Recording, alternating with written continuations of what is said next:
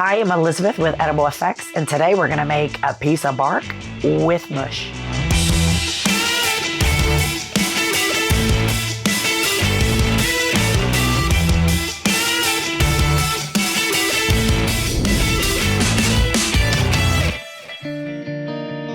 I wanted to show you something a little different. I love creating different vessels for food to go into. And when I say vessel, I mean a bowl or a plate. If I do a specific food, I want to make the vessel that it goes into so they go together. So it's not an odd pair, and I get to control the entire illusion from start to finish, what they're holding as well as what they're eating. And with Edible Effects, I like taking it a step further and thinking, what would be cool? What would be really, really different? When you have a scene where you're out in the middle of nowhere, these people are living off nothing, they're living off the land. What would you make your stuff out of? Well, wood is your natural component to make everything out of. Why couldn't you use a piece of bark as a plate? It all started when I had trees removed.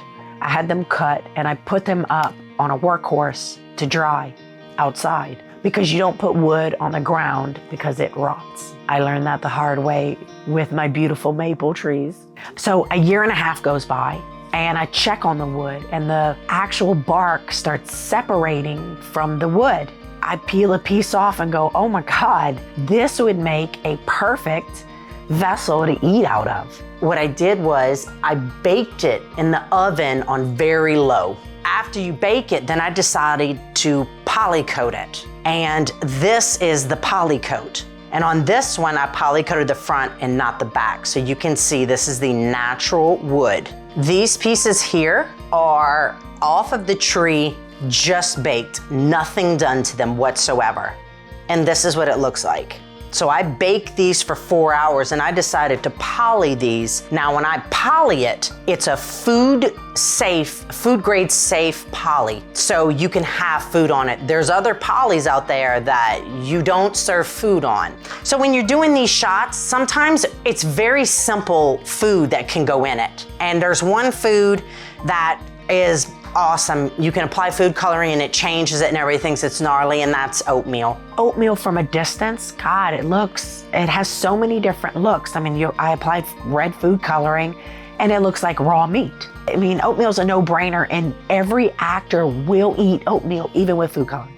I have like these little cups. They're from Bob's Red Mill, which is probably one of the best products out there for vegetarians, vegans, and anyone using good products. So now you have plain oatmeal, and I'm gonna show you 2 different ways. Let's do a regular oatmeal, and then let's do a sci-fi oatmeal. Let's do red. So I'm gonna do some red food coloring.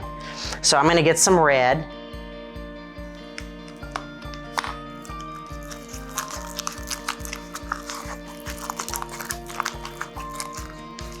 All right, so I've got a red and a plain. Okay, so let's just take this one. Let's do the regular in this one.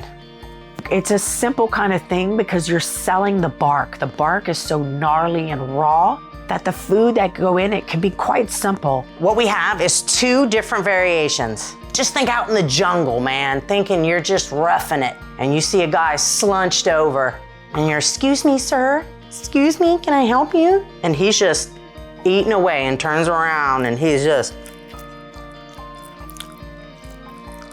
there you go, huh? Or this one. So you get a little, that's what I'm talking about. It's simple and it's natural. I'm Elizabeth Grove and this is Edible Effects. Hey, thank you for checking out my channel. You have a good one, all right?